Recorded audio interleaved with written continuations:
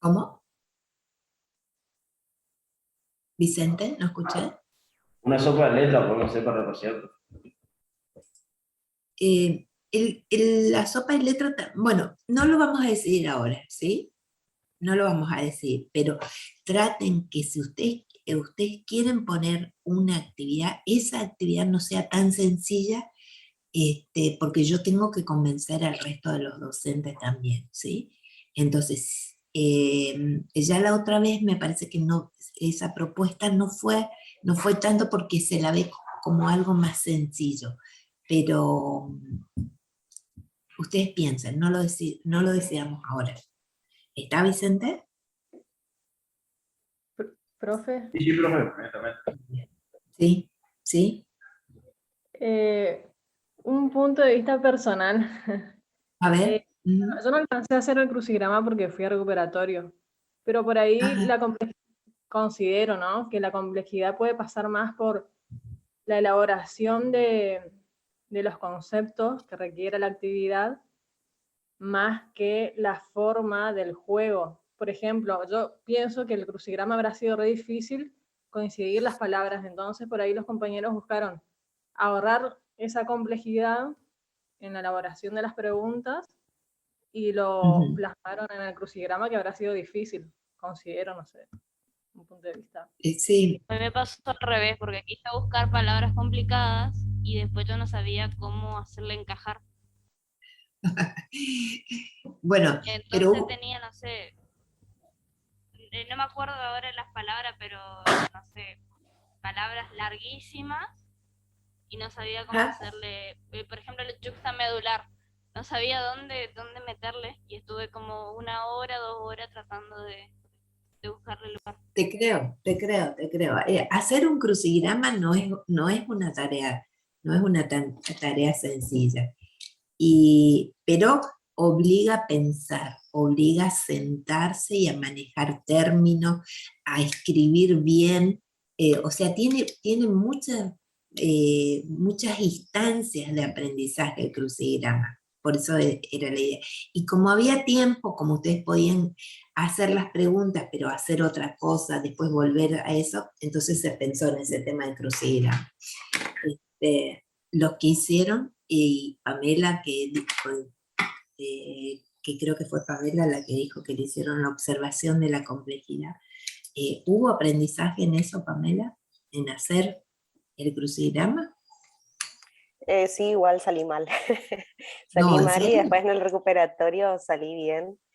Ah, Me mira. súper sorprendí porque no estaba por rendir el recuperatorio, pero porque me dijeron que era muy complejo el recuperatorio y bueno, yo decía, no, no puede ser, si remil estudié con, digamos, con ay, no me sale, con el crucigrama, me quedaron Ah, muchísimas cosas. Y bueno, bien. sumé eso, más después lo que a mí me choquearon las imágenes. Eso fue lo que me pasó, me quedé Mm. nula con las imágenes. Y bueno, Ah, y después en el recuperatorio sí, bien. bien, bien. Pero sí Bueno, me sirvió, me súper sirvió. bueno, está bien. Bueno, vamos a nuestro tema, sí, porque si no, no nos va a alcanzar el tiempo. Este, ¿Sí? ¿Les parece? Sí, profe. No, Sí, una pregunta antes de arrancar. ¿Es a las sí. 10 el práctico? Es a las 10:30. A 10:30, perfecto. A las 10 pusimos primero a las 10, pero como algunos chicos no llegaban, y porque el teórico se atrasaba y todo eso, entonces se corrió para las 10:30. Sí, ¿Sí? justamente por eso, por el tiempo del horario nada más. Sí, sí, pobres, no llegaban, tenían que venir en avión. Bueno, ¿ustedes ven mi pantalla ahí? Sí, Sí, profe. profe. Sí, Bueno, profe. entonces lo que vemos ahora en la clase de hoy es una clase linda, o sea, es un tema lindo, no clase linda, sino es un tema lindo, es un tema que no es tan complejo porque en cuanto a las estructuras, nosotros tenemos que aplicar lo que vimos anteriormente cuando habíamos analizado los epitelios glandulares. Y los epitelios glandulares, cuando vimos la parte de cardiovascular para analizar cómo es la circulación, todo eso vamos a ir juntándolo para tratar de entender este tema que está formado se llama sistema endocrino y está formado por un conjunto de glándulas de secreción endocrina. Bien, hasta ahora ¿qué fue lo que estuvimos haciendo? Nosotros estuvimos analizando partes de nuestro rompecabezas. Entonces, nosotros decíamos, vamos a ver cardiovascular, y analizábamos cardiovascular. Vamos a ver digestivo, y analizábamos tubo digestivo o glándulas anexas, aparato respiratorio, era como que estábamos armando el organismo, lo estábamos armando por partes. Y lo que nosotros tenemos que llegar a entender que realmente el organismo no funciona así como piezas que están aisladas, sino que nosotros tenemos que entender que el funcionamiento de ese organismo está totalmente relacionado, y realmente esa expresión de todo tiene que ver con todo se aplica para esta clase y para entender cómo es el registro de lo que nosotros vamos a poner. Lo mismo pasa con los animales. Anteriormente estaba VAR, pero en los animales nosotros lo vemos así, analizamos por partes, porque no podemos analizar en conjunto todo, pero en realidad la idea final es que nosotros veamos a este animal totalmente íntegro, totalmente relacionado, cada una de sus partes relacionadas en su estructura y en su función. Y esa relación se consigue ¿cómo? Se consigue a través de una comunicación que existe entre las células. Las células, no, si bien son unidades de funcionamiento, ellas no funcionan en forma independiente al resto de las células del organismo, sino que hay una comunicación entre ellas, y esa comunicación asegura lo que se llama un mecanismo homeostático.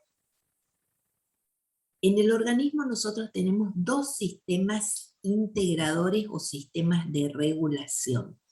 Un sistema es el sistema que vimos anteriormente, que es el sistema nervioso.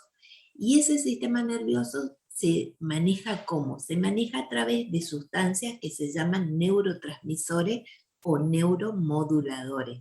Y ellos van a hacer una integración de todas las estructuras y de las funciones de esas estructuras a través de todo el cuerpo, en una integración que es una integración que provoca un efecto rápido y un efecto de corto tiempo. Esa es la integración que hace el sistema nervioso. Y el sistema endocrino hace también una integración, lo hace ya no a través de esos neurotransmisores, sino lo hace a través del producto de secreción de las glándulas, y ese producto se llama hormona. Y esas hormonas utilizan la sangre para llegar a distancias de esa glándula que la segregó, y va a provocar un efecto en un órgano que se llama órgano blanco, que es su blanco para producir una estimulación o una inhibición. Y la diferencia con respecto al sistema nervioso es que es una respuesta que es más lenta y una respuesta que perdura en el tiempo si nosotros comparamos con lo que obtenemos en la regulación que hace el sistema nervioso. No sé si me expliqué. ¿Se entendió? Sí, profe. Sí. Sí, profe. Bien.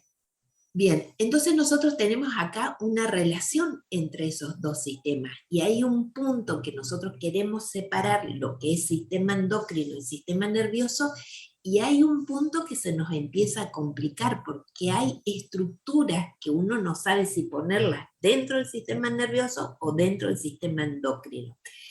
Entonces ahí comienza alguna complicación. Y hay una unidad que se llama hipotálamo hipoficiaria o hipotálamo hipófisis, y es la convergencia de estructuras que tienen un funcionamiento nervioso, unas características de tejido nervioso y características del sistema endocrino. El hipotálamo es una estructura que combina estas dos funciones. Y también no solamente funciones, sino que estructuralmente está combinando lo que nosotros aprendimos en sistema nervioso y lo que vamos a ver ahora en sistema endocrino. Y la hipófisis, que está íntimamente relacionada con el hipotálamo, que tiene una estructura más de glándula endocrina. El hipotálamo, si bien nosotros no vemos preparados de ese hipotálamo, nosotros tenemos que pensar que todo el sistema endocrino está manejado por esta estructura. El hipotálamo es el centro donde se va a recibir información de lo que está pasando en el medio externo y lo que está pasando en el medio interno. Y ese hipotálamo va a organizar una respuesta, y esa respuesta va a ser dirigida hacia la hipófisis. Esta es la hipófisis, y esa hipófisis, que es la estructura endocrina, va a seleccionar el material que va a secretar para decirle a las otras glándulas qué es lo que tiene que hacer. Si nosotros miramos en esta diapositiva, acá nosotros tenemos esta región que corresponde al hipotálamo, y existen sectores del hipotálamo encargados de funciones diferentes. Y si bien esta es una diapositiva que es así simplificada de esa estructura hipotalámica, y si bien nosotros no vemos preparados, tenemos que saber que antes de la hipófisis hay otra estructura, porque la hipófisis no funciona sola, la hipófisis no decide, el que decide es el hipotálamo. Entonces nosotros tenemos acá ese hipotálamo que tiene sectores diferentes encargados de funciones diferentes. Hay uno que registra la carga metabólica, hay otro que registra la temperatura corporal, hay sectores del hipotálamo que le están diciendo al organismo cuál es el ritmo circadiano. El ritmo circadiano son las actividades que nosotros hacemos en las horas de luz y en las horas de que no existe la luz. Hay un sistema límbico que es encargado de analizar lo que pasó anteriormente, las experiencias anteriores que tuvo el organismo ante una determinada situación, y aplicar para la situación nueva en base al registro de experiencias anteriores. En esa parte también se recibe información y se procesa y se responde para mantener lo que es el balance electrolítico, por ejemplo, o para mantener la composición de la sangre. Entonces, el hipotálamo es la estructura que está en la cadena de mando en forma allá. Es la primera estructura, porque capta información de lo que está pasando en el medio ambiente y lo que está pasando en el medio interno. Esa información es procesada para saber qué temperatura hay afuera, cuántas son las horas de luz del día, cuál es el clima en ese momento. Esa información la tiene el hipotálamo, la recibe, y va a pasar a esta hipófisis a través de mediadores, de sustancias que se llaman hormonas o factores de liberación. No llegan a tener la complejidad de una hormona, pero para diferenciarlas de las otras se denominan factores de liberación. Entonces, esos factores de liberación que son segregados en el hipotálamo viajan hasta la hipófisis, que está ahí cerquita nomás, y afectan a determinadas células.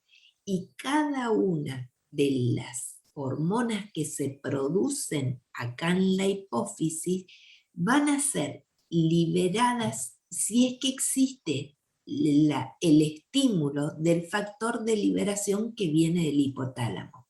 Entonces, existe un factor de liberación hipotalámico sobre la hormona del crecimiento que se produce en la hipófisis.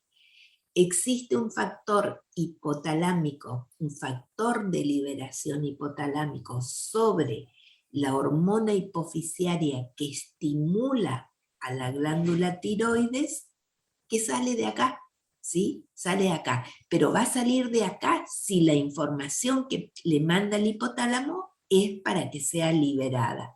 Hay veces que la liberación de ese factor de liberación no se produce, la célula no es estimulada para que libere su producto y entonces las otras glándulas no van a segregar. Hay factores de liberación para las gonadotrofinas, que son hormonas que trabajan sobre el testículo o sobre el ovario y van a determinar, en el caso de la hembra, la presencia de un ciclo sexual. Para que estas hormonas en la hipófisis se liberan, hace falta que exista un factor de liberación hipotalámico para esas hormonas. ¿Sí? Profe, en fin, Sí. entonces el hipotálamo sería una hormona. El hipotálamo, no, el hipotálamo es una estructura Una estructura. es una estructura Ok. nerviosa, ¿sí? Forma Claro, por parte, eso está mi duda, porque es una estructura nerviosa, pero no sé. Ahí estaba mi duda, digamos. está bien, está bien que lo diga. Es una estructura que está en el cerebro y esa estructura nerviosa tiene neuronas, viste que acá están dibujadas neuronas, ¿sí? Esas neuronas son neuronas especiales, porque parte de esas neuronas tienen también, no solamente que ellas van a tener neurotransmisores, sino que también van a segregar estas sustancias que son los factores de liberación.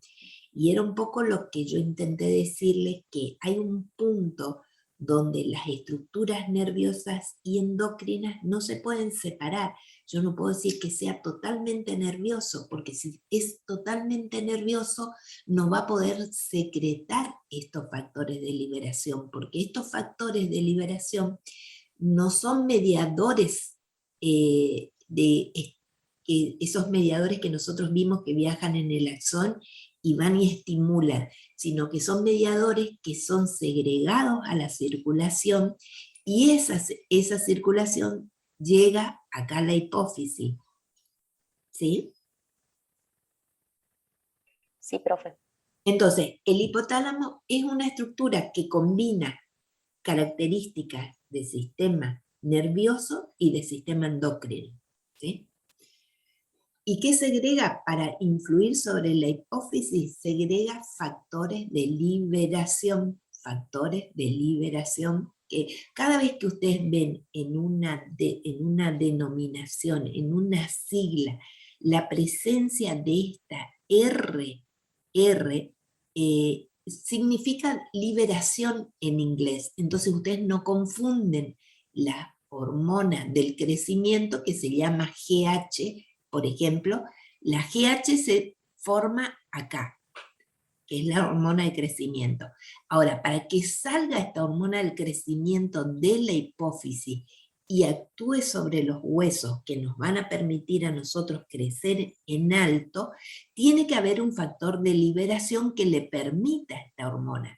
Entonces nosotros tenemos acá esto que está simbolizando el factor de liberación, ¿sí? Releasing factor, ¿sí? Profesora, Sí. ¿de liberación o estimulación es lo mismo, podríamos decir? Sí, podemos decir, es más utilizado de liberación, porque en realidad acá estas células de la hipófisis tienen preparados los gránulos en su citoplasma, solamente que le está faltando la señal que les va a mandar el hipotálamo para decirle, ahora es el momento de liberar esa hormona. Entonces, por eso se lo llama factor de liberación. Entonces, esta R, cuando vean ustedes esta R, ustedes asocien y no se van a equivocar con el hipotálamo. Es un factor de liberación hipotalámico, ¿sí? Por eso tiene esta... Si fuese... Hay un micrófono abierto.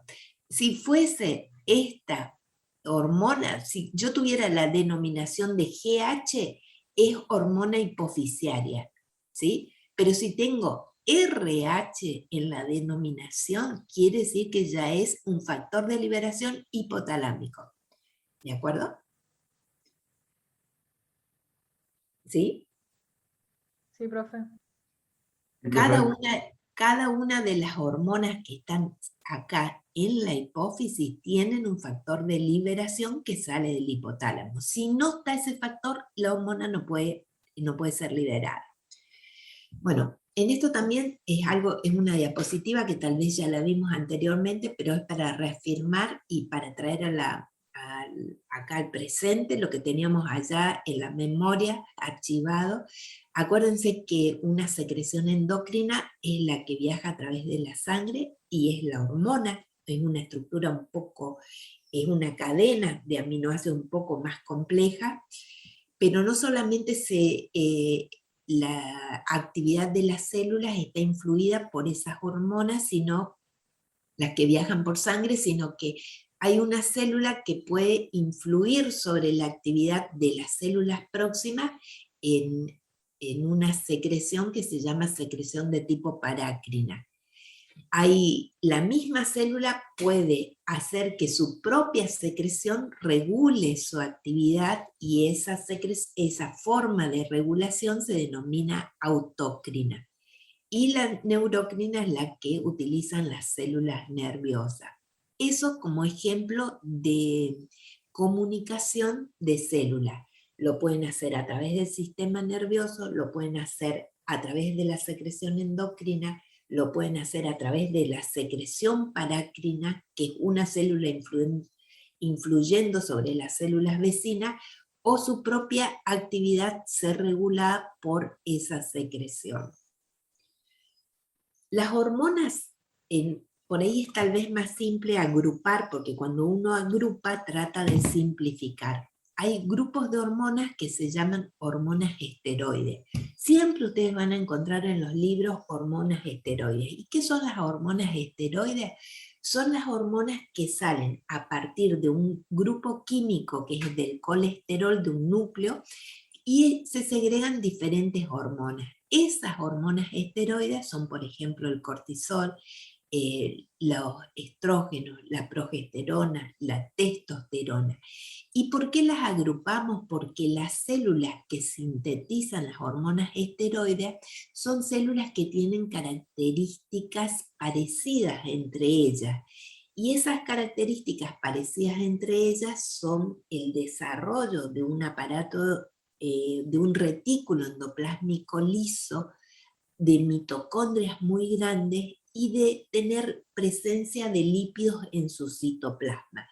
Entonces, cuando yo veo una célula que tiene esas características en un corte, y es un corte de una glándula, entonces puedo decir que esa es una glándula que está sintetizando hormonas esteroides. Ahora, no todas las hormonas que tenemos en el organismo parten de un núcleo de colesterol.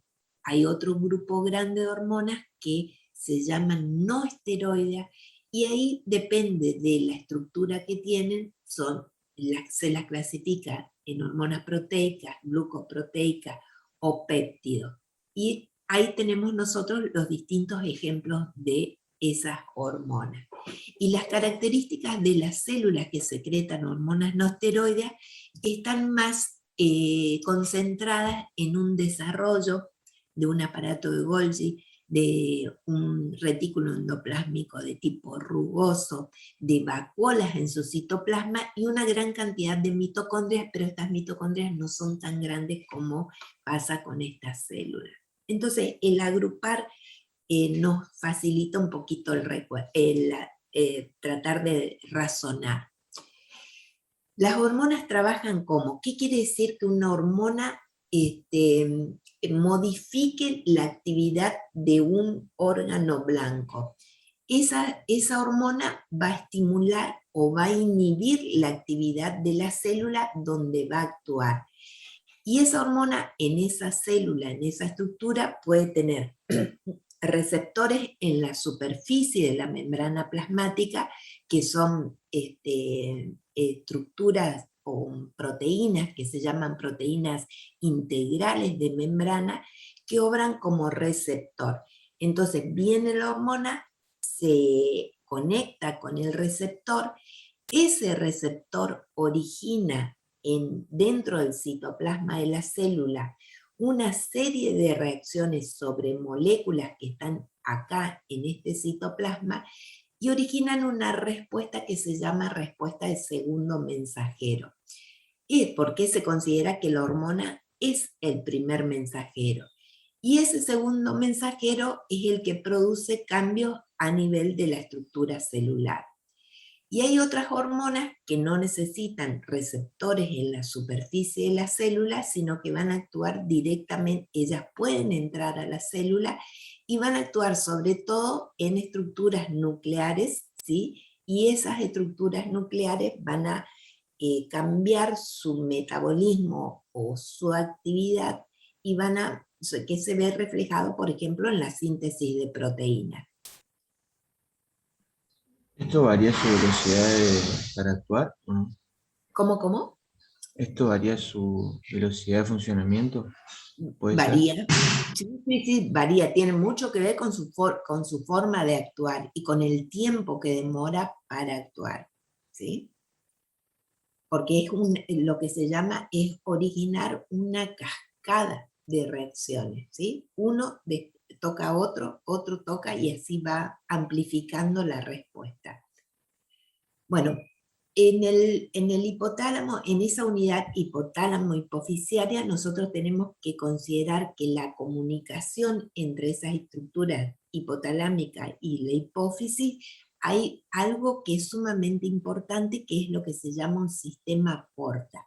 ¿Ustedes se acuerdan lo que es un sistema porta? Eso es de cardiovascular, eso nosotros lo vimos en cardiovascular. El sistema porta puede ser de dos tipos. A ver si se sistema porta acuerdan. no es un sistema común en que conductos o vías de irrigación se dividen ramificándose en pequeños conductos, profe. Ajá, vamos por ahí, vamos por ahí. Ah, estamos bien entonces. Sí, bien, Vicente, bien. Vamos a hacer un ejercicio. ¿Cómo? ¿El sistema porta no serían tipo las trabéculas, profesora, o algo así? No, porque no es lo que nosotros vimos en hígado, el espacio porta, no es El eso. espacio porta me confundí. Sí. Está bien. Eso es espacio porta. Esto es un sistema porta. El sistema porta, vamos a hacer un razonamiento rápido. ¿Se acuerdan que la sangre sale del corazón? Va por las arterias grandes, arterias medianas, y después llega ¿a dónde?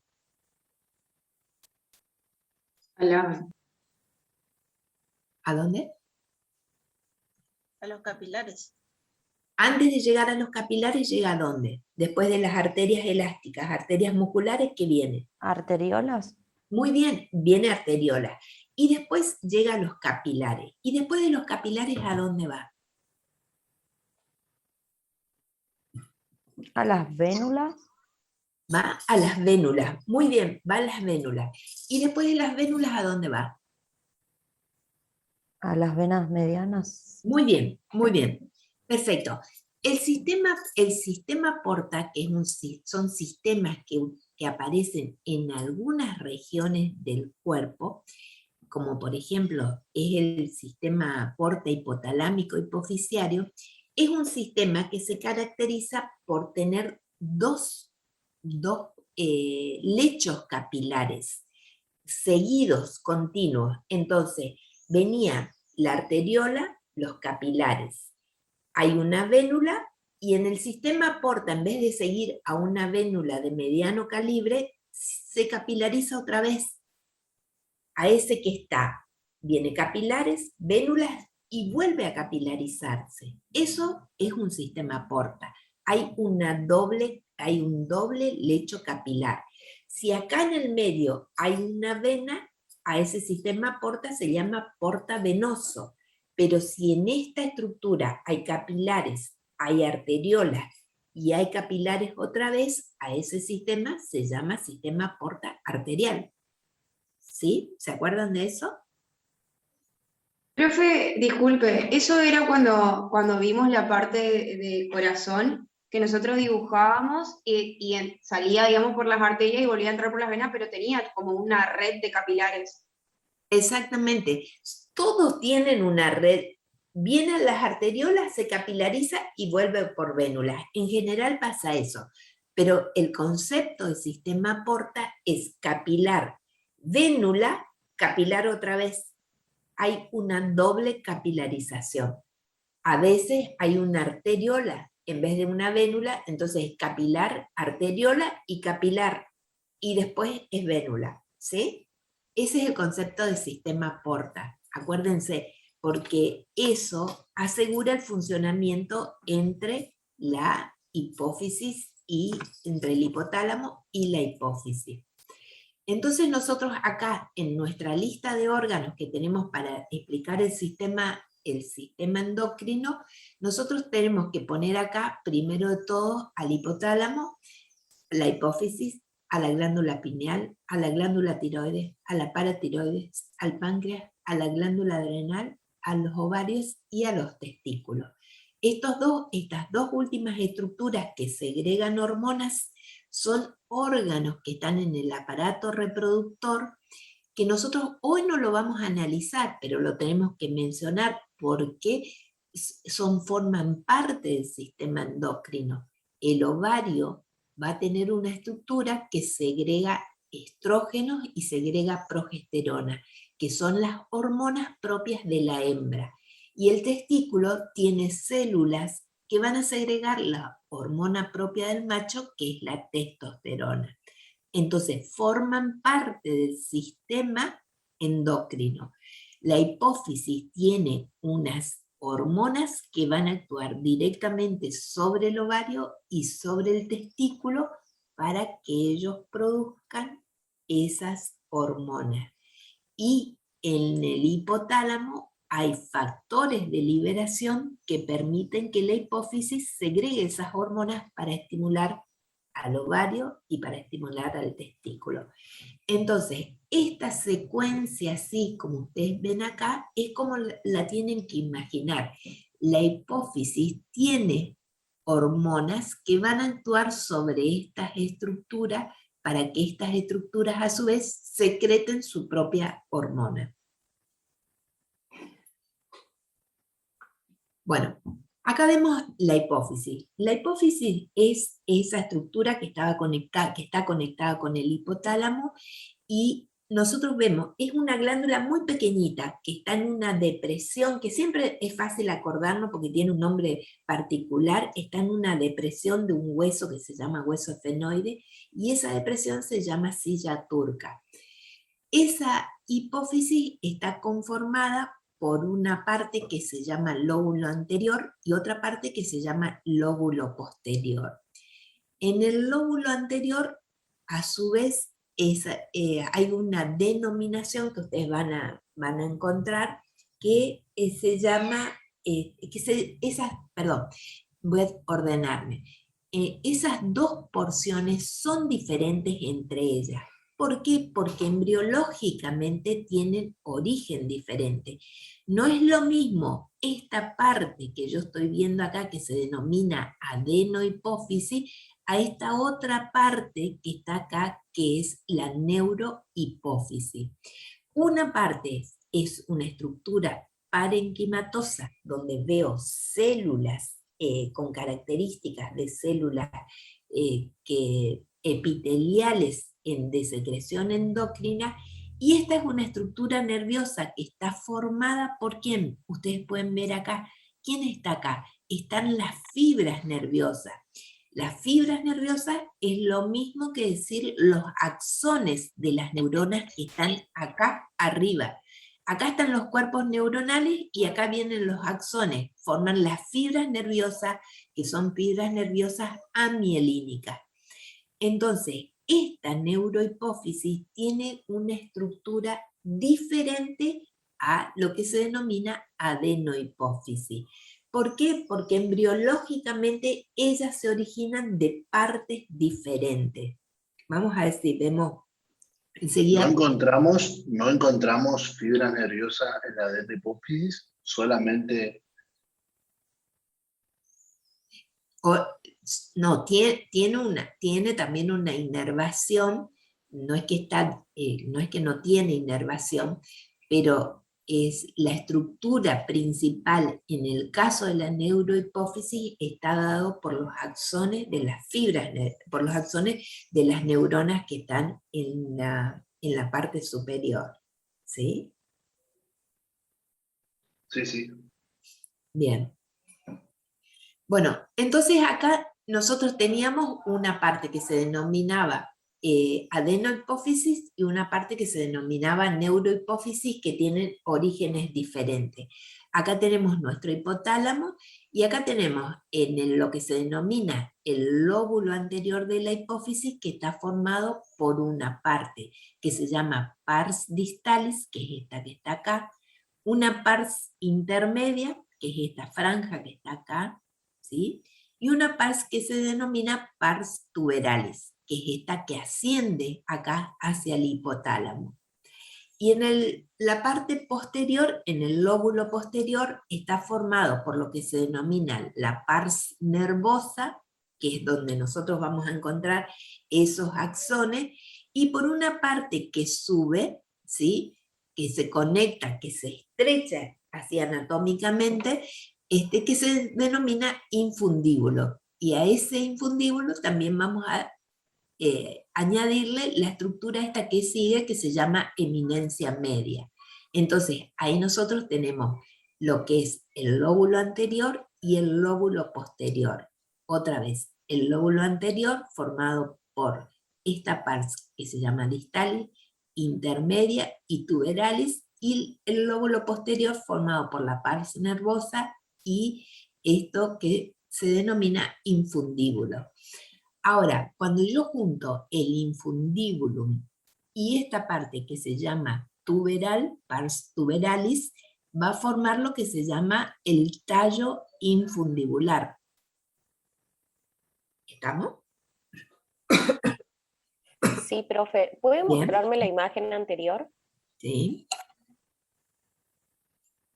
Ah, claro, acá está al revés. Esa que- Exactamente, Sí, está al sí. revés. Sí. Bueno, me Bien. llamó la atención en la otra imagen que decía pars nerviosa y me quedé pensando si estaba al revés. Ah, está bien. Muy bien la Profe, observación. disculpe, Sí.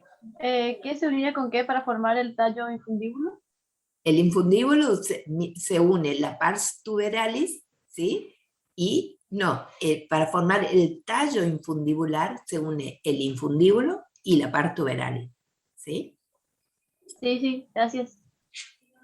Bien, entonces vamos a avanzar. Esto es un esquema que está en los libros y que está explicando cómo es la formación de esa hipófisis y por qué tiene dos partes que son tan diferentes. Una parte es la que va a formar la adenohipófisis, que es una evaginación de lo que es el techo de la cavidad bucal y va a formar una estructura que primero se llama bolsa de Rathke, que está acá haciendo una presión hacia arriba, y esto que es el piso del diencéfalo, ¿sí? Que va a formar la estructura nerviosa, lo que es la neurohipófisis. Y esto en el desarrollo, esto es la parte de desarrollo embrionario, ¿sí? Fíjense cómo estas estructuras acá se van a juntar y finalmente cuando ya se termina de formar va a quedar esta estructura que es parenquimatosa y esta estructura que es nerviosa. Bien, otra vez acá esa imagen que está explicando la posición. ¿Sí? Bien, y acá vemos lo que decíamos. Sí. Disculpe, en la imagen anterior, Ujú. que es la que tenemos, sí, es la que tenemos en el libro. Ajá.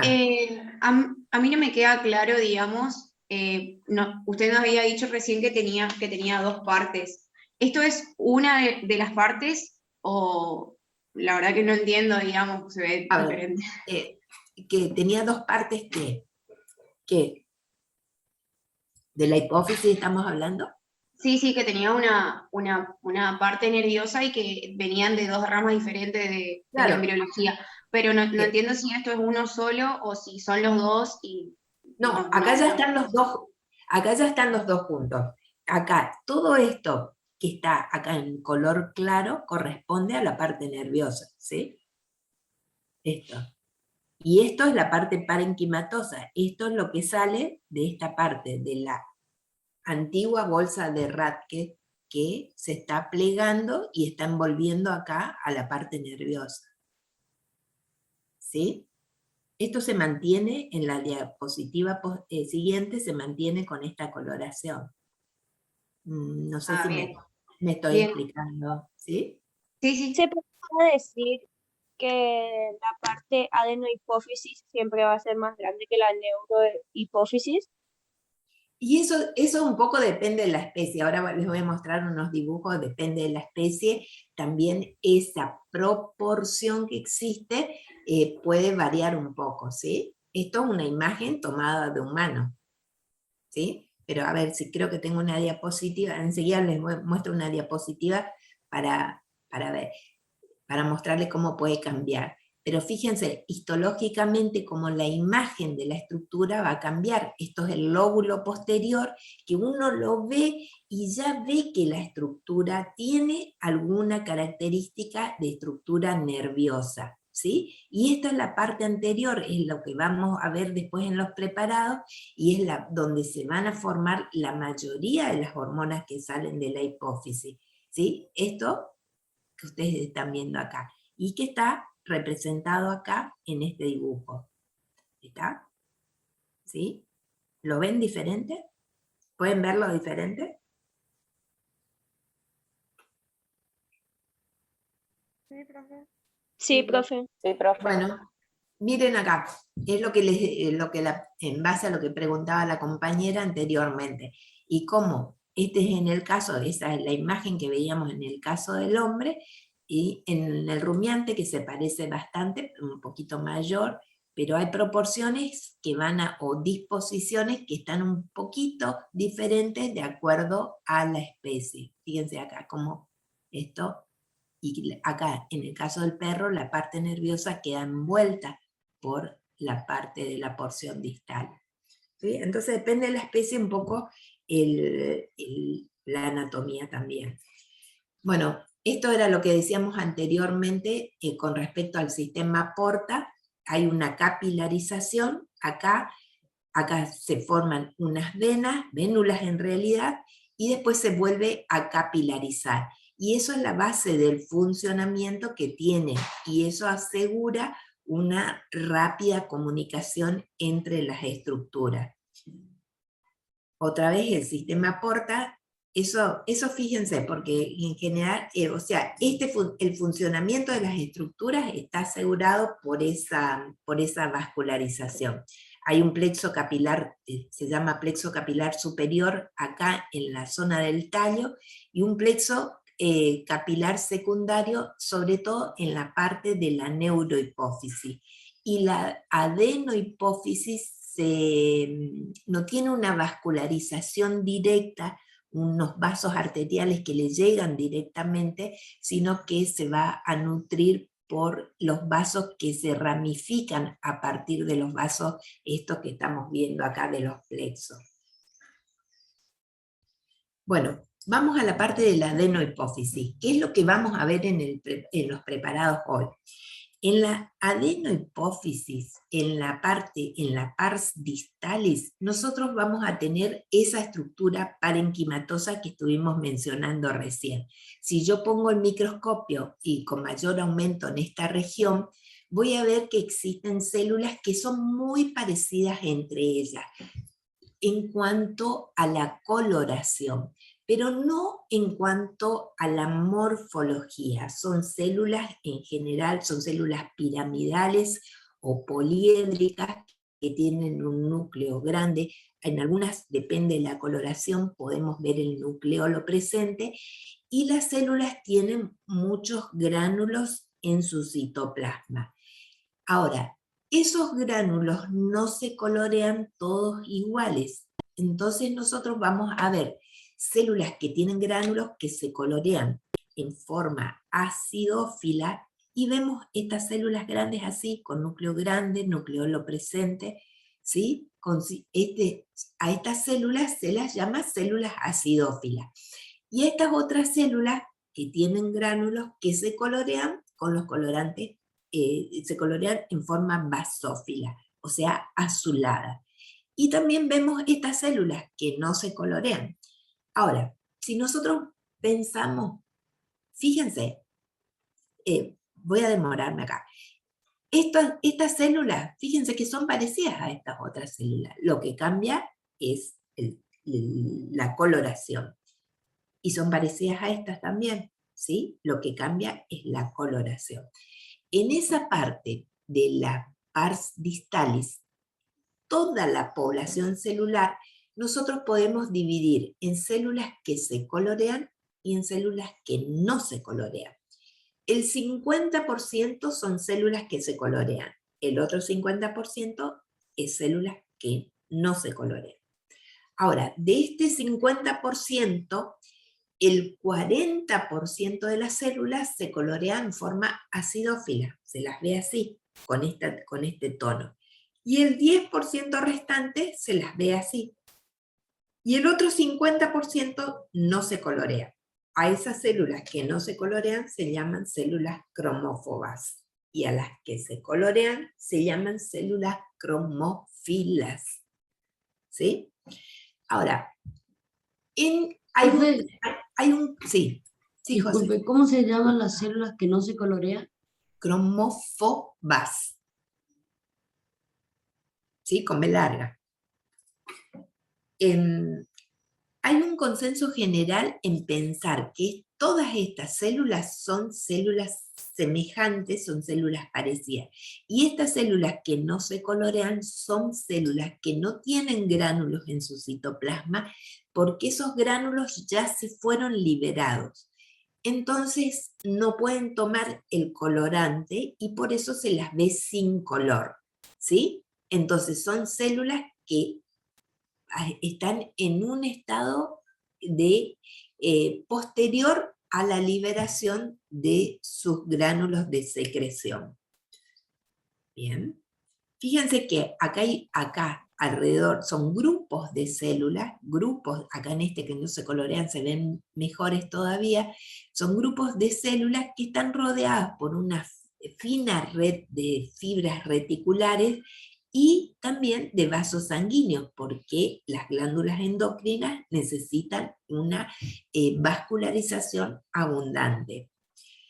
Vamos a las células que se colorean en forma acidófila. De estas sí. O sea que serían las mismas células que las que se toman color, nada más que después de haber vaciado sus gránulos. Exactamente, exactamente. ¿Sí? Muy bien. Las células que se colorean en forma acidófila tienen gránulos diferentes. Hay dos tipos de células acá. Hay unas células que secretan una hormona que se llama hormona de crecimiento.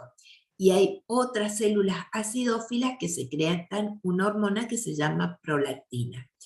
La hormona del crecimiento es una hormona que se sintetiza durante toda la vida del individuo. Ahora, esa hormona, como el nombre lo dice, nos permite a nosotros crecer, pero nosotros no crecemos durante toda la vida, pero los órganos necesitan de esa hormona para ir reponiendo sus células. Entonces nosotros perdemos parte del músculo, parte del hígado, parte de las células del intestino, y ahí es donde actúa la hormona del crecimiento en un periodo que nosotros ya no estamos más en crecimiento. Pero en la etapa hasta la adolescencia, hasta la adolescencia, vamos a aplicarla en los animales y vamos a hablar correctamente y vamos a decir hasta la pubertad. Esta hormona es la que nos permite a nosotros crecer le permite a los animales crecer en alto, porque va a tener un centro de acción ubicado en esos cartílagos que están en los extremos de los huesos largos. Esas zonas donde nosotros veíamos las regiones del cartílago, cartílago en reposo, cartílago en multiplicación, en hipertrofia, ¿se acuerdan de esas regiones? ¿Se acuerdan? Que estaban cuando veíamos el tema de la osificación endocondral. ¿Se acuerdan?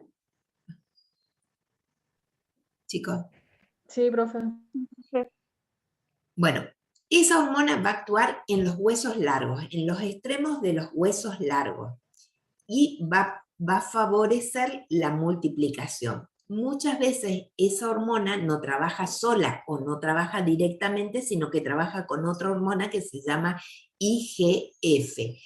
Y esas células son las que favorecen el crecimiento del cartílago, el crecimiento del hueso, en esa primera etapa. Pero nosotros, como dije anteriormente, no crecemos siempre, sino que crecemos hasta la pubertad.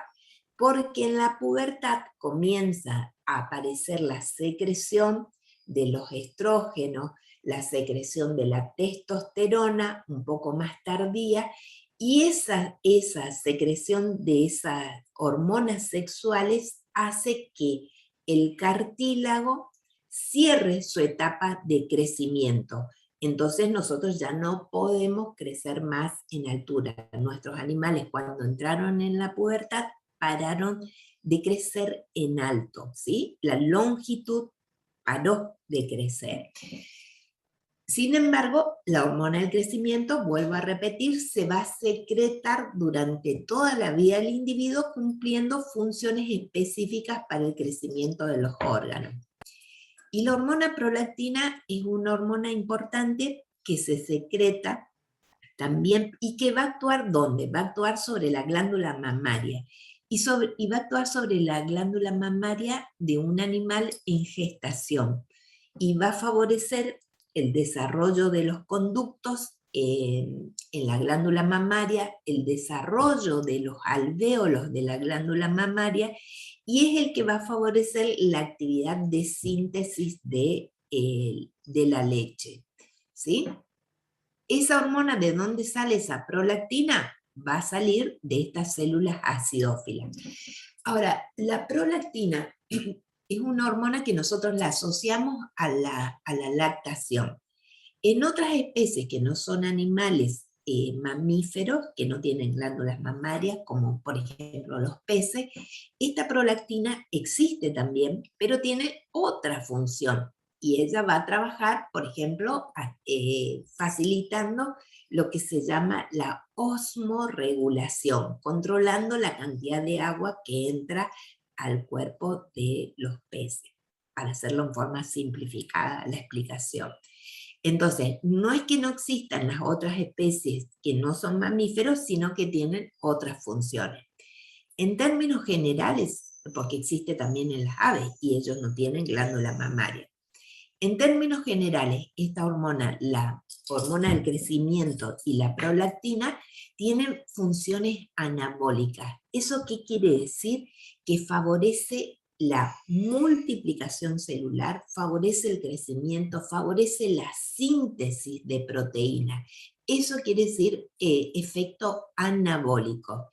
Entonces, interfiere en el crecimiento corporal, en el metabolismo del organismo, en la reparación del tejido, en el crecimiento de esos tejidos, y sobre todo la hormona prolactina y en realidad las dos hormonas van a actuar sobre el sistema inmune, favoreciendo el desarrollo de ese sistema inmune y la reparación, porque es una hormona que se la ve que se libera mucho en los casos de enfermedades. Entonces, no es que tienes, yo lo que quiero que entiendan, que si bien tiene una denominación, no quiere decir que sea esa la única acción. ¿Me expliqué? Chicos. Sí, profe, perfecto. Bueno, esa hormona del crecimiento, cuando hay procesos patológicos y cuando se sigue segregando, cuando ya pasó, porque hay tumores en la hipófisis, cuando ya pasó la etapa de crecimiento, el individuo sigue creciendo y el estímulo permanece y permanece y permanece, entonces va a llevar a casos patológicos que se denominan gigantismo, por ejemplo, y cuando esa hormona falta, ese individuo no se puede desarrollar. Entonces tenemos problemas en el crecimiento. Y cuando esa hormona se secreta mucho después de que finalizó la etapa de crecimiento, favorece el crecimiento de los huesos en ancho. Entonces esa es una patología también que se llama acromegalia. Entonces los huesos planos siguen creciendo y tenemos animales o individuos que tienen los huesos demasiado prominentes, los huesos planos demasiado prominentes. Y esas son patologías que salen ¿de dónde? Por una intensa actividad de esta hormona, pero ya es patología, no es algo normal. Bien. Acá tenemos las células basófilas. Esas células basófilas secretan hormonas diferentes. Hay unas hormonas que van a actuar sobre una glándula que está en la cavidad abdominal, próximo a los riñones, que se llama glándula adrenal. Eso nosotros ya la conocemos, también se la llama suprarrenal en el caso del hombre. Y esa glándula adrenal tiene dos regiones, tiene una región de corteza y una región de médula. Esta hormona que se llama hormona estimulante de la corteza adrenal, eso quiere decir hormona estimulante de la corteza adrenal, esa hormona va a trabajar sobre, ¿se acuerdan que la glándula adrenal tenía en la corteza una región que se llamaba glomerular, otra fascicular y otra reticular? Y después venía la médula. Sobre todo, esta hormona va a actuar sobre la zona fascicular y reticular, que son las regiones donde se segregan dos hormonas importantes que están en un grupo que se llama glucocorticoides. Los corticoides, como nosotros lo denominamos, ¿de dónde salen? Salen de la zona fascicular de la glándula adrenal. Salen cuando esta hormona de la hipófisis se libera y estimula esa región. Pero para que esta hormona se libere y estimule la región, necesita la señal del hipotálamo en un factor de liberación de la hormona de la estimulante de la corteza adrenal. También de estas células basófilas salen hormonas que son las gonadotrofinas. Las gonadotrofinas son hormonas que actúan sobre el ovario y el testículo. Hay una hormona que se llama, son dos hormonas, una que se llama FSH y otra que se llama LH. La FSH significa hormona estimulante, folículo estimulante, que favorece el desarrollo del folículo ovárico, que va a terminar siendo después, durante el ciclo, va a terminar siendo el óvulo. Pero primero es un folículo, va creciendo ese folículo hasta que el ovario lo ovula. Ese proceso va a ser controlado por esta hormona que se llama folículo estimulante. Y después en el ovario va a quedar una estructura endocrina que se llama cuerpo lúteo. Entonces, primero trabaja esta hormona, que es la folículo estimulante, para favorecer el desarrollo, y cuando ese folículo alcanza su máximo desarrollo, va a venir una hormona, se va a secretar una hormona que cada vez se secreta en mayor cantidad en el ciclo de la hembra, que se llama hormona luteinizante, que favorece la ovulación y la conformación de una estructura en el ovario que se llama cuerpo lúteo. Ese cuerpo lúteo, lo vamos a ver después, es el que va a mantener la gestación en el caso que exista fecundación. Entonces, recapitulando, nosotros tenemos en las células basófilas la secreción de gonadotrofinas hipofisiarias. Esas gonadotrofinas, una se llama folículo estimulante, que favorece el desarrollo del folículo hasta el momento de la ovulación, y la otra se llama luteinizante, que favorece la ovulación y el desarrollo del cuerpo lúteo. Eso hablando en caso de la hembra. Hablando en caso del macho, estas mismas hormonas, pero como no tiene ovario, el macho tiene que tener, se denominan lo mismo, pero tienen funciones sobre el testículo para favorecer el proceso de formación de espermatozoides. Y en el caso de la LH, esta hormona se llama hormona estimulante de las células de Leydig. Las células de Leydig son unas células que se encuentran en el testículo y son las que van a segregar la hormona propia del macho, que es la testosterona. Entonces, resumiendo, en la hembra favorece, esta FSH favorece el desarrollo de los folículos. Esta favorece el proceso de ovulación y la formación del cuerpo lúteo. En el macho, esta favorece la formación de espermatozoides y esta la actividad de las células de Leydig para que secreten la hormona propia del macho, que es la testosterona. Y hay un tercer tipo de hormona que se elabora por estas células basófilas, que se llama hormona estimulante de la glándula tiroides.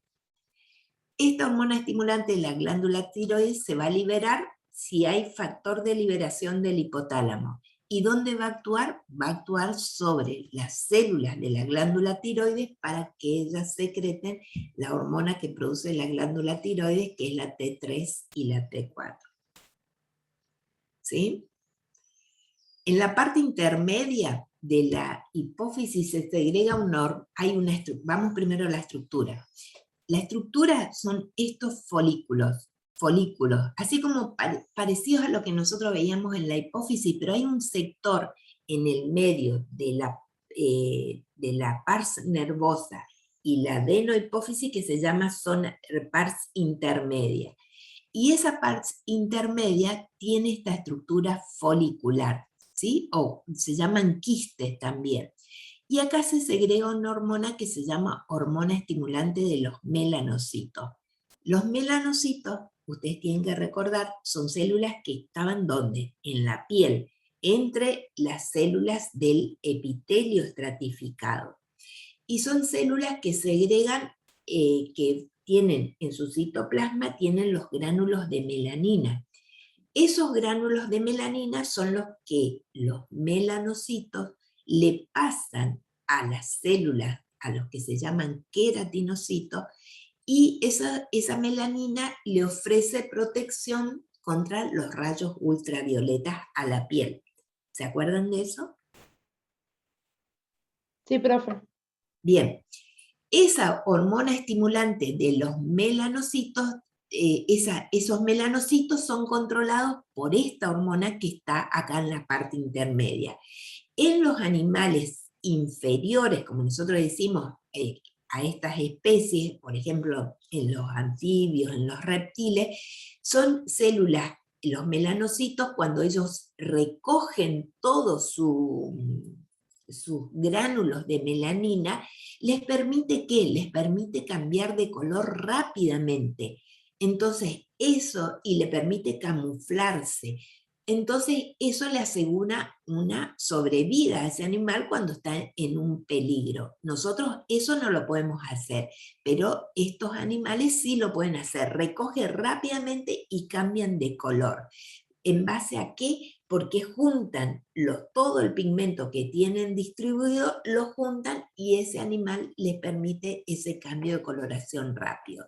¿Eso cómo lo hacen? A través de esta hormona.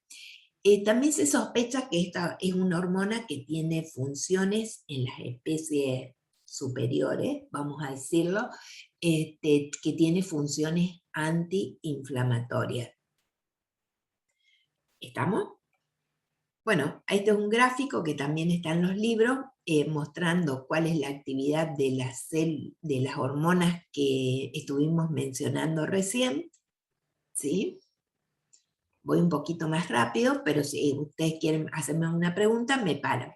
En la neurohipófisis dijimos que hay estructuras, es una estructura nerviosa. ¿Qué tenemos ahí? Tenemos los axones de las neuronas, que están en un sector que se llaman núcleos supraópticos y paraventricular. Esas neuronas largan los axones que vienen a formar lo que es la neurohipófisis. Esos axones son axones amielínicos, no tienen esa envoltura de mielina gruesa como tienen las otras fibras. Y entre esos axones nosotros vamos a encontrar unas células que se parecen a los astrocitos que se llaman pituicitos, que son células que están de sostén y que aseguran una protección a esos axones. Ahora, en esos axones llama la atención la presencia de unos cuerpos, que es unas vesículas, que es donde está reservadas las hormonas de esta región, que son dos, que son la oxitocina y una hormona que se llama hormona antidiurética. En esta región no se segregan, no se elaboran hormonas, se segregan, pero no se elaboran. ¿Dónde se elaboran? Se elaboran en los cuerpos de las neuronas que no están acá, sino que están allá en los núcleos supraóptico y paraventricular. Y esas hormonas quedan en esos cuerpos que se llaman cuerpos de Hering o Herring, ¿sí? ¿Vamos hasta ahí? Sí, profe. Bien, esa hormona, por ejemplo, vamos a mencionarlo, ¿cuál es la acción de la oxitocina? La oxitocina es una hormona que se libera cuando esa hormona va a actuar sobre células musculares lisas o células mioepiteliales. Nosotros tenemos células mioepiteliales ¿dónde? En la glándula mamaria, alrededor del alvéolo mamario. Esas células mioepiteliales se contraen y permiten la secreción, la salida de leche del alvéolo y permiten, juntando la leche de todos los alvéolos, que esa leche salga. Esa contracción de las células mioepiteliales está dado por la secreción de oxitocina. ¿Cuándo se secreta la oxitocina? Cuando la vaca está escuchando a su ternero que la está llamando. Entonces hay un estímulo nervioso que hace que esta hormona se libere, se viaje y vaya a actuar sobre las células mioepiteliales para que contraiga el alvéolo y la leche salga hacia el exterior.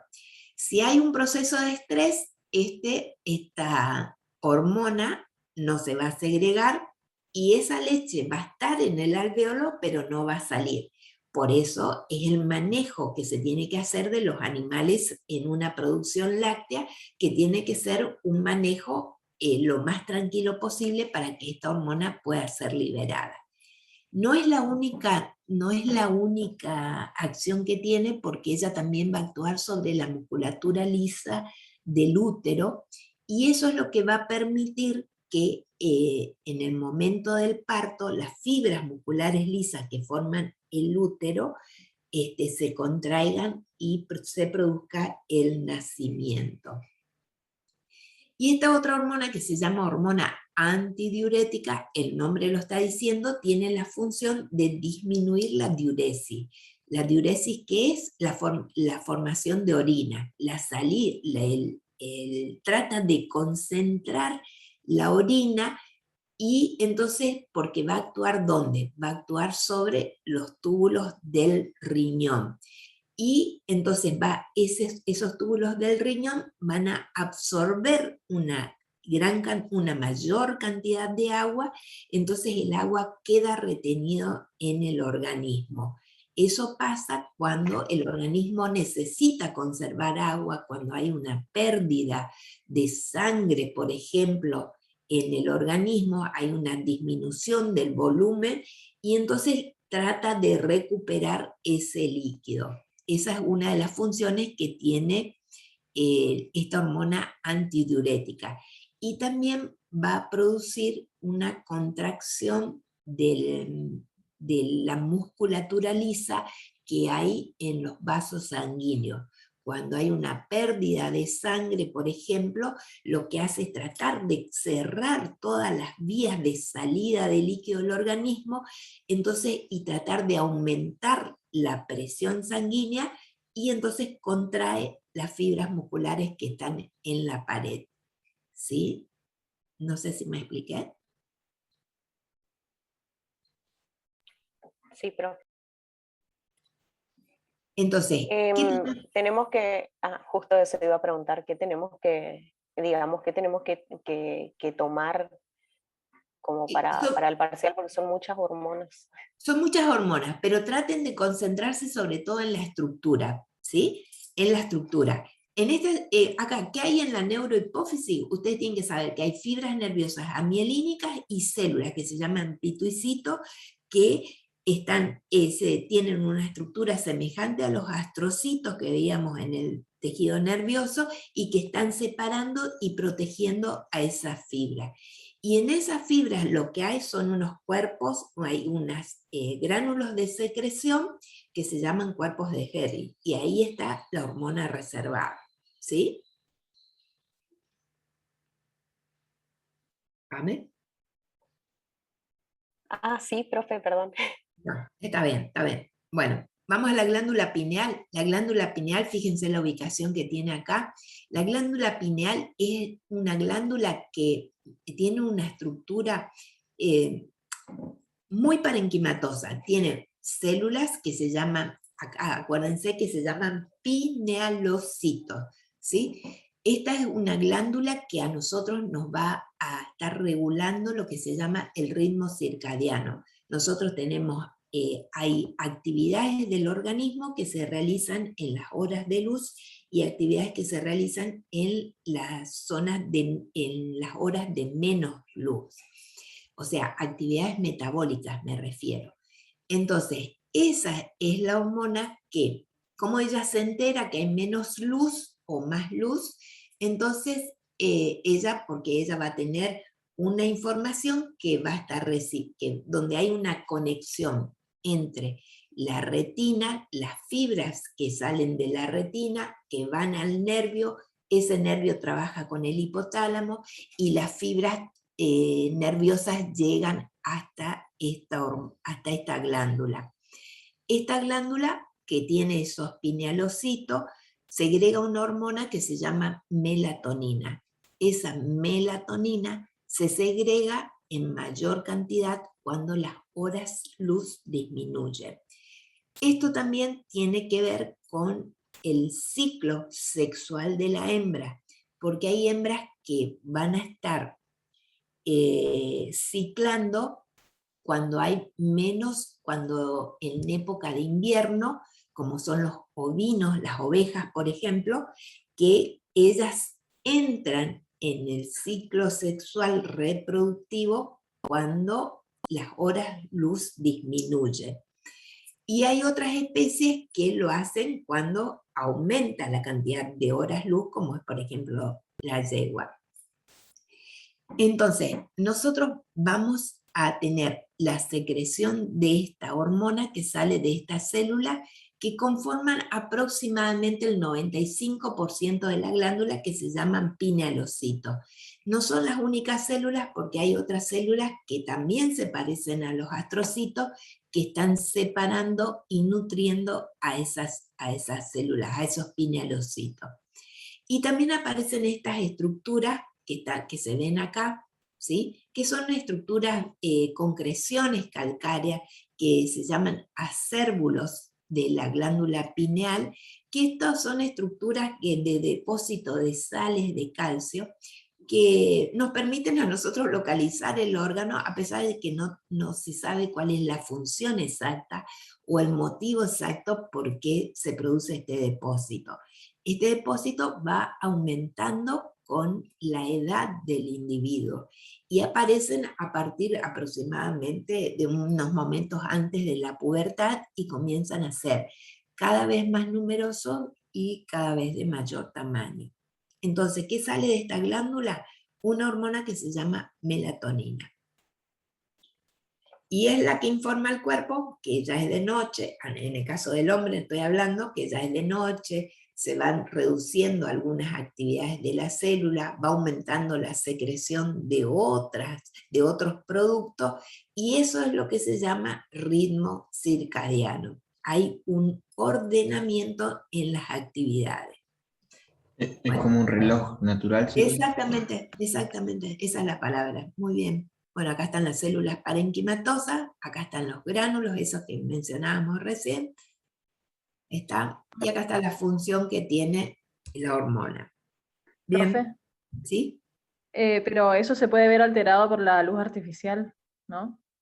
Se puede ver alterado por la luz artificial, exactamente, y se juega con ese tema en la parte reproductiva, se juega con ese tema para tratar de disminuir el efecto de esta hormona. Cuando ella produce como empezar a apagar las luces en el organismo, y las luces internas, entonces le están brindando luces externas para que la retina no registre eso, y entonces no active la secreción de la hormona. Es cierto. O sea, Sí. eso sería el encargado o el culpable, digamos, de que, por ejemplo, el perro a cierta hora te pida que le saques a pasear. Sí, sí, no es la única, pero tiene que ver con eso, ¿sí? ¿Sí? ¿Profe? Sí. ¿Profe? Sí, profe, gracias. Escucho. En la parte de los corticoides, ¿produce o estimula al corticoide hacia las reacciones? No escuché. En la parte de los corticoides, esa parte no entendí. A ver, haceme acordar porque no sé no me ubico en lo que me estaba hablando.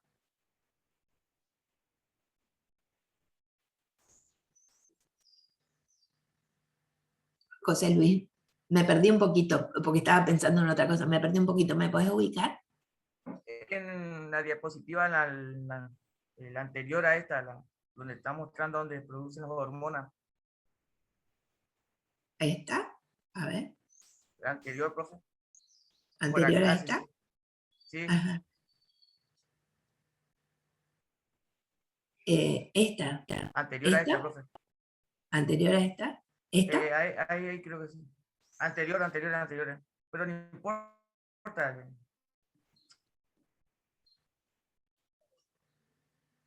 Acá, profe. Acá en el ACTH. Acá, ajá. Sí. ¿Qué me preguntás? Sigo sin entender. Con respecto acá de la estimulación, acá dice de los corticoides. Sí. ¿Estimula o genera corticoides, profesora? No, ella va a estimular a la glándula adrenal. Va a estimular a la glándula adrenal para que segregue corticoides. Los corticoides son hormonas que son muy necesarias para la vida, José Luis, solo que tiene un nivel. No podemos tener siempre los corticoides elevados, sino que la secreción de corticoides en general en las especies que son diurnas hace un pico durante el día y disminuye a la noche, ¿sí? En el caso del gato, la secreción de los corticoides, como es más nocturno, es al revés. Durante el día están bajos y a la noche se activan, porque los corticoides son hormonas que permiten la sobrevida y el estado de alerta del organismo, y lo van a preparar al organismo para poder sobrevivir, ¿sí? todas las actividades, las funciones del corazón, las funciones de los pulmones, todo eso, ustedes solo pensar cómo están activados en los casos de estrés, es esa misma actividad de los corticoides, solo que está un poquito elevada. Pero eso no puede permanecer elevado siempre, sino que el organismo tiene que tener controles para que esos corticoides puedan bajar. Normalmente tienen un estímulo que hace así la curva, todos los días, pero hay veces en las personas, estoy hablando, o cuando nosotros llevamos un animal, lo subimos a un camión, por ejemplo, a una vaca, esa vaca en ese momento hizo un pico de corticoides. Cuando yo capturo un pez, saco de la pecera, ese pez hace un pico de secreción de corticoides. Pero el organismo, eso le da posibilidades de sobrevivir porque él le va a ayudar para respirar más rápido, para estar más alerta, para tener el corazón funcionando más rápido, pero eso no puede estar siempre así porque eso tiene un costo metabólico muy elevado. Entonces tiene que haber un mecanismo para que eso lo baje otra vez. ¿Sí, José? Sí, profesora, está. Bien. Esos corticoides no salen de la hipófisis, salen de la glándula adrenal. De la hipófisis sale la hormona estimulante de la corteza adrenal. ¿Sí? No quiero que te confundas con eso. Bueno, antes que se vayan todos, porque me parece que me están abandonando por la hora que estoy. Fíjense en la estructura de la glándula tiroides. La tiroides, ustedes saben que tenemos acá en la región del cuello, entre la laringe y la tráquea, tiene dos lóbulos unidos por un istmo, está recubierto por una cápsula, tiene una abundante vascularización. Y esta es una estructura que ustedes ya la conocen, solamente que tienen que volver a mirarla cuando van a repasar para tener el parcial y para que les quede a ustedes en la cabeza. Es una glándula fundamental para la vida del individuo. Si no hay estas hormonas, nosotros no podemos vivir. Esta glándula tiroides tiene la estructura esta que se denomina folículo, y esto que está acá en el centro, que es el coloide. Ese coloide es una prehormona, no es todavía la hormona. Las células que conforman el folículo se llaman células foliculares. No son las únicas, porque hay otras células en la glándula tiroides que se llaman células parafoliculares o células C. Hay acá un proceso de secreción de esta hormona donde estas células foliculares van a secretar una prehormona que va a formar el coloide, pero que después necesita la célula capturar yodo y juntar ese yodo con este coloide para que se formen dos hormonas que se llaman T3 y T4, que tienen actividad en todo el metabolismo de todas las células del organismo. Es fundamental, si no hay glándula tiroides o no hay suficiente producción de hormonas, hay que ponerlo externamente. Fíjense un poco la morfología de estas células, que es lo que a nosotros nos interesa. Nosotros ya dibujamos esto, es solamente mirar otra vez el dibujo que ustedes tienen, células que pueden ser cúbicas o cúbicas un poco más altas, o a veces están más bajas de acuerdo al grado de actividad. Tienen un núcleo central, tienen retículo, tienen aparato de Golgi, muchas mitocondrias y tienen vesículas de secreción. Y también tienen vesículas con lisosomas, ¿sí? Y eso está apoyado contra la membrana basal. Fíjense que esto es así, en la imagen histológica hay folículos de diferente tamaño porque son folículos que descargaron su producto de secreción a los vasos sanguíneos.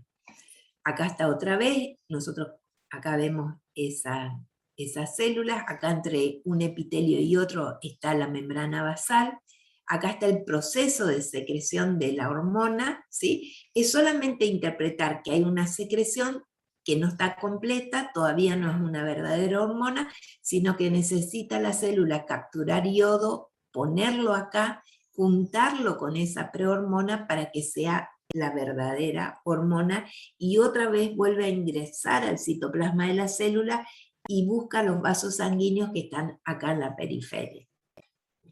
Aparte de esas células foliculares, existen unas células que se llaman células C o parafoliculares que secretan otra hormona que no es la T3 ni la T4, sino que es una hormona que interviene en el metabolismo del calcio y que favorece el depósito de calcio en los huesos. Esa hormona se llama calcitonina, ¿sí? Y es una célula que no toma contacto con el coloide, si bien comparte la misma membrana basal que las otras células, ella no toma contacto con la luz. ¿Estamos? Fíjense acá están las células foliculares y acá está la célula C que no toma contacto con el coloide, ¿sí? Doc, una pregunta, en la diapositiva anterior, no Sí. en la siguiente, si puede volver, en la del preparado, en la anterior. Bueno, Bien. ahí también aparece, pero ahí entre la membrana basal, en la membrana basal, entre los dos epitelios, ¿es por el corte nada más que se ve un núcleo un poco más aplanado? Esos son de los vasos sanguíneos, ¿sí? Ah, son vasos. Sí, acá hay células, como acá exactamente ahí. Sí, exacto, ¿sí? Pero ¿Sí? se da por el corte nada más. Es por el corte, exactamente, es por el corte. Estos tienen una abundante vascularización, o sea, acá está el capilar, claro. ¿sí? Y estas son las células endoteliales, ¿sí? Así como está. Pero está buena la pregunta. Profe, yo tengo una duda. A ver. Cuando mostró la estructura, digamos, de la tiroides, Sí. yo vi, digamos, un dibujo que tiene un lóbulo piramidal, ¿puede ser? Ajá, sí, tiene un lóbulo piramidal, sí. En Claro, realidad, Ajá, decime, sí. decime No, lo que leí. es como que está el lóbulo piramidal y abajo está el istmo. Ajá, sí, ese es un proceso de formación, en la etapa de formación. ¿Sí? Ah, bueno, gracias, profe. Sí, es la parte de embriología, ¿eh? Pero es verdad lo que dice. Bien, porque esa glándula tiroides en el proceso de formación, ¿se acuerdan? A ver, que hay un conducto que se llama conducto tirogloso. Y ese conducto tirogloso, ¿de dónde sale? Nosotros tenemos, ¿se acuerdan las papilas caliciformes? ¿Se acuerdan las papilas caliciformes que estaban en la lengua? Hay un agujero en eso que se cierra durante el desarrollo, pero es el que permite la invaginación para la formación de la glándula tiroides. Y después ese conducto, que se llama conducto tirogloso, ese conducto se atrofia, se cierra, se tiene que cerrar. Hay veces que no se cierra y que constituye un problema, porque hay algunas patologías que salen de eso, pero es durante ese proceso que queda formado ese lóbulo piramidal que dice la compañera. ¿Sí? ¿Puedo seguir? Solamente aprovechar los minutos que faltan para hacer mención de la glándula paratiroides. La glándula paratiroides son 4 glándulas que comparten a veces la misma cápsula de la glándula tiroides. Esta es la glándula tiroides y estas pequeñitas que están acá son las paratiroides, ¿sí? Estas se llaman anteriores o superiores y glándulas paratiroides inferiores o posteriores en el caso de los animales.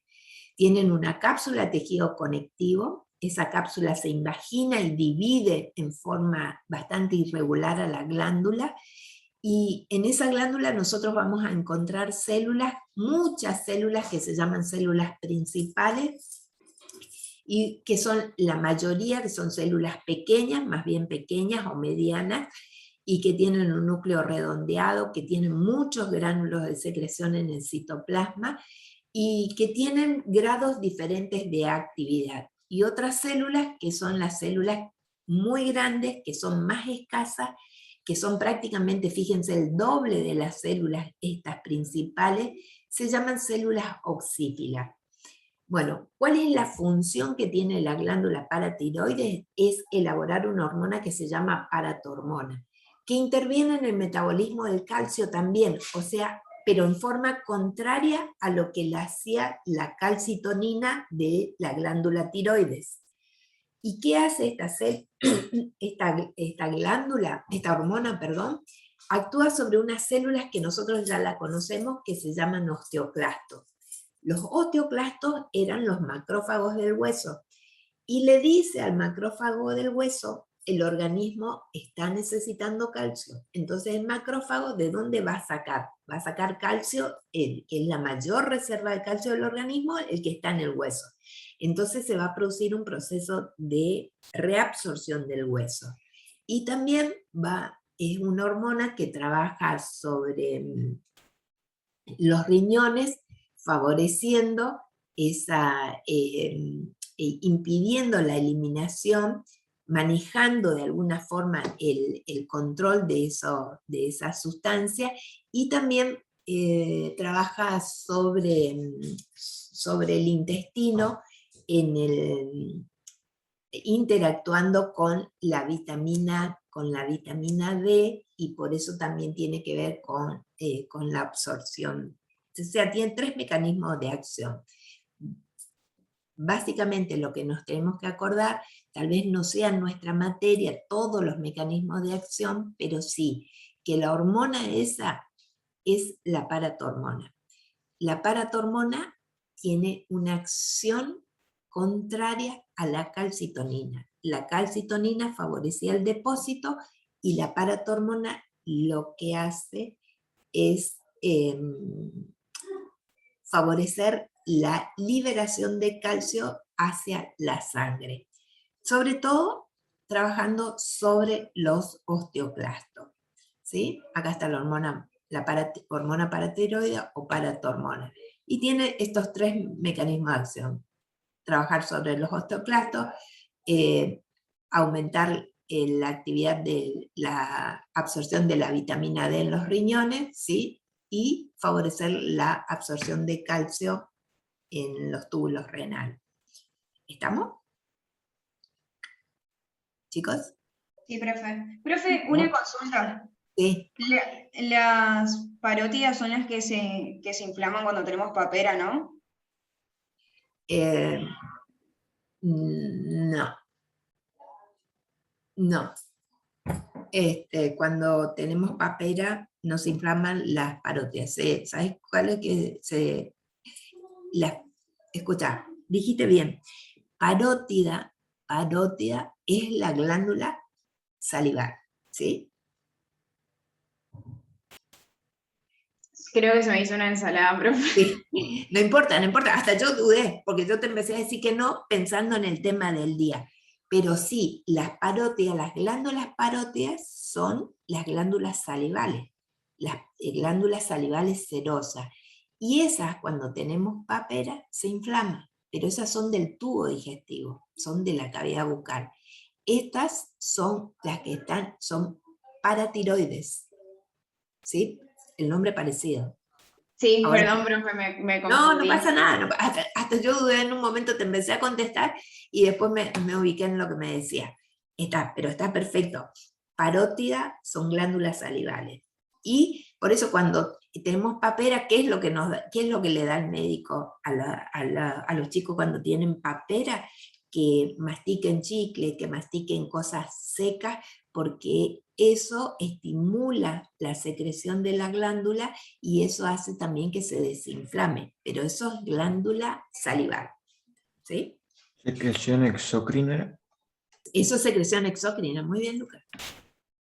Bueno, los voy a liberar, pero esta parte ustedes tienen que leerla. Esta es la glándula adrenal. La glándula adrenal tiene una zona de corteza y médula. En la corteza tengo una zona externa, que es zona glomerular, esta que es la fascicular, que es la intermedia, y esta es la zona reticular. Estas regiones son diferentes porque se secretan hormonas diferentes. Esta zona secreta un grupo de hormonas que se llaman mineralocorticoides. Esta es la zona posiblemente más importante de la glándula, que es donde se secretan los glucocorticoides. Y esta es la zona reticular donde se secretan andrógenos. Y esta es la zona de médula. en esta zona de médula tiene una estructura nerviosa. Acá se van a secretar mediadores nerviosos como son la adrenalina y la noradrenalina. Sobre esta corteza adrenal viene la hormona estimulante de la corteza adrenal y trabaja sobre todo en esta región y en esta región. ¿Sí? Acá se elaboran los glucocorticoides. Esto nosotros ya lo vimos. Acá hay zonas de distribución, zonas donde hay células parenquimatosas que son cúbicas o cúbicas altas, que se agrupan en forma de nidos, como si fuesen glomérulos. Por eso se llama zona glomerular. En esta se agrupan en forma de cordones y en esta en forma de red. Estas, como son de estas dos regiones salen hormonas que tienen una base en un núcleo de colesterol, son hormonas esteroides.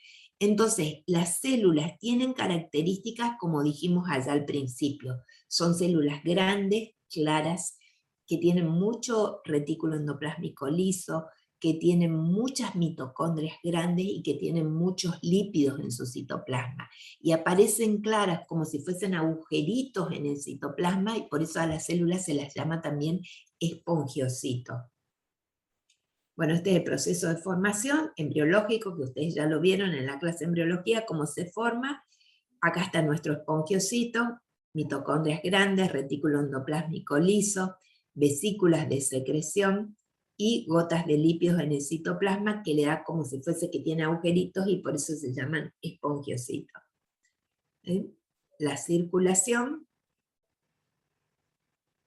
que también tiene una circulación que está dirigida acá que trabaja acá en la corteza, y otro vaso que va directamente a la región de la médula.